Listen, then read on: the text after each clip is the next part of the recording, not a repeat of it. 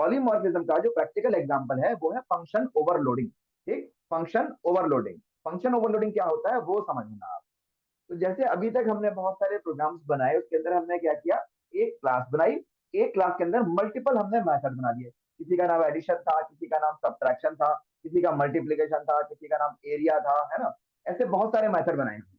अब आप सोचो कि अगर हम एक क्लास के अंदर मल्टीपल मेथड्स बनाएं, लेकिन उनमें से दो मेथड्स का नाम या तीन मेथड का नाम सेम हो।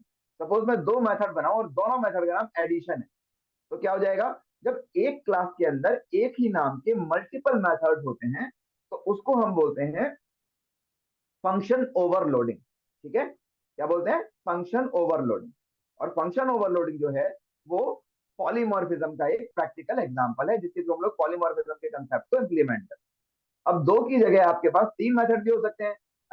प्रोग्रामिंग के अंदर जब हम लोग क्लास के अंदर मल्टीपल मेथड बनाते हैं तो वहां पर भी हमारे पास कुछ बेसिस होते हैं, जिसके बेस पर हम लोग फंक्शन ओवरलोडिंग में हम या कंप्यूटर डिफरेंशिएट करता है उन मेथड को, जबकि उनके नाम सेम है। तो उनका क्या क्राइटेरिया होता है वो समझते हैं सबसे पहले। तो जब भी हम किसी क्लास के अंदर फंक्शन ओवरलोडिंग करते हैं, यानी कि एक ही के मल्टीपल मेथड्स बनाते हैं, तो वहां पर फंक्शन ओवरलोडिंग के केस में उन मेथड को डिफरेंशिएट करने के हमारे पास दो क्राइटेरिया होते हैं। पहला क्राइटेरिया होता है नंबर ऑफ आर्ग्यूमेंट। ठीक है, नंबर ऑफ आर्ग्यूमेंट, कि कितने नंबर ऑफ आर्ग्यूमेंट आपने किसी मेथड के अंदर पास करे हैं। और दूसरा होता है आपका टाइप ऑफ आर्ग्यूमेंट, यानी कि डेटा टाइप ऑफ आर्ग्यूमेंट। जो आर्ग्यूमेंट आपने पास करे हैं उनका आपने डेटा टाइप क्या रखा। ठीक है, ये दो बेसिक क्राइटेरिया हैं जिसके बेस पर आप मेथड को डिफरेंशिएट करोगे कि मेथड आपका कौन सा वाला मेथड, आपने कौन सी वाली इंस्टेंस आपने इसकी कॉल करना चाह रहे हो आप या यूज करना चाह रहे हो। फॉर एग्जाम्पल, जैसे मैंने आपको बताया था कि मैंने एक एडिशन नाम का के दो मेथड बनाए एक ही क्लास के अंदर। तो पहले का नाम भी एडिशन है, दूसरे का नाम भी एडिशन है। लेकिन अगर एक मेथड के अंदर मैंने दो आर्ग्यूमेंट पास करे हैं, दो वैल्यूज पास करी हैं एज अ पैरामीटर, और दूसरा मेथड जो मैंने बनाया उसका नाम भी एडिशन है, लेकिन उसके अंदर मैंने दो की जगह तीन आर्ग्यूमेंट पास कर दिए, तो कंप्यूटर क्या करेगा, उनको कैसे डिफरेंशिएट करेगा, नंबर ऑफ आर्ग्यूमेंट से नंबर ऑफ पैरामीटर के बेसिस पर। क्योंकि एक में दो आर्ग्यूमेंट्स हैं और दूसरे में तीन आर्ग्यूमेंट। दूसरा ऑप्शन क्या हो सकता है, data type of argument. Suppose मैंने क्या किया, एडिशन नाम का एक मेथड बनाया, उसके अंदर दो पैरामीटर पास किए और दोनों का डेटा टाइप रखा integer, integer A integer B. और इसी तरीके से मैंने दूसरा मेथड बनाया, उसके अंदर भी मैंने नंबर ऑफ आर्ग्यूमेंट दो ही रखे, लेकिन उनका डेटा टाइप बदल दिया मैंने। दूसरे में मैंने लिख लिया float A and float B. तो अब ये दोनों मेथड कैसे डिफरेंशिएट होंगे एक दूसरे से, नंबर ऑफ आर्ग्यूमेंट दोनों में दो हैं, दोनों का नाम एडिशन है, लेकिन वो डिफरेंट है क्योंकि आपने जो आर्ग्यूमेंट पास करे हैं उनका डेटा टाइप अलग अलग है। एक में आपने दो इंटीजर टाइप के आर्ग्यूमेंट पास किए हैं और दूसरे में आपने दो फ्लोट टाइप के आर्ग्यूमेंट पास किए। ठीक है, तो कंप्यूटर उनको डिफरेंट मेथड की तरह ट्रीट करेगा और ये फंक्शन ओवरलोडिंग का एक वैलिड मैनेजर।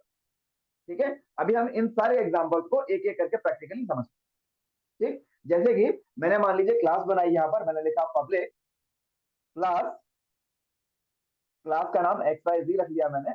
और यहां पर मैंने एक, जैसे मैंने बताया कि मेथड, मैंने एक मेथड बनाया, यहां लिखा मैंने पब्लिक वॉइड, नाम रखा मैंने ऐड। और इसके अंदर मैंने दो पैरामीटर दे दिए, एक इंटीजर ए और दूसरा दे दिया इंटीजर बी, है ना। इसी तरीके से मैंने एक और मेथड बनाया इसके अंदर, उसके अंदर लिखा मैंने पब्लिक वॉइड, इसका भी नाम ऐड है, लेकिन यहां पर मैंने रख दिया integer A comma integer B comma integer सी।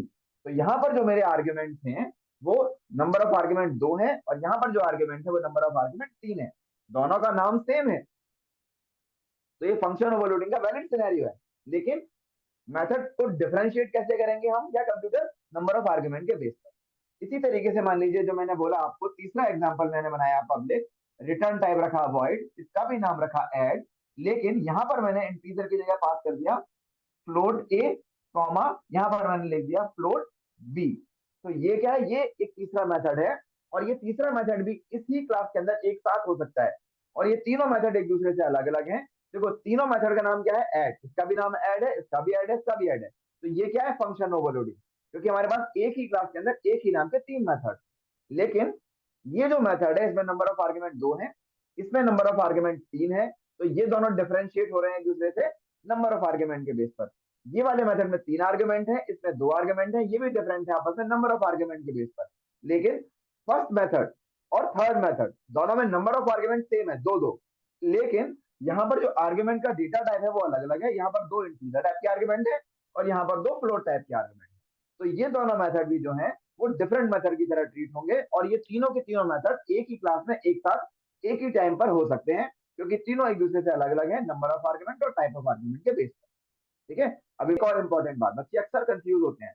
अगर आप समझो आपके दिमाग में एक क्वेश्चन आ गया कि यहाँ तो मैंने ले लिया इंटीजर है इंटीजर भी, अब मैं एक दूसरा मेथड बना देता हूँ, यहाँ ले लेता हूँ इंटीजर सी इंटीजर डी। अब इसमें तो मैंने ए और बी पास किए हैं, इसमें मैंने सी और डी पास किए हैं, तो ये मेथड अलग अलग होंगे? नहीं, अलग अलग नहीं है। क्यों? क्योंकि वहां पर फंडा आ जाता है फॉर्मल आर्ग्यूमेंट और एक्चुअल आर्ग्यूमेंट वाला। तो ये जो हम पैरामीटर यहाँ से पास करते हैं वो कहलाते हैं फॉर्मल आर्ग्यूमेंट।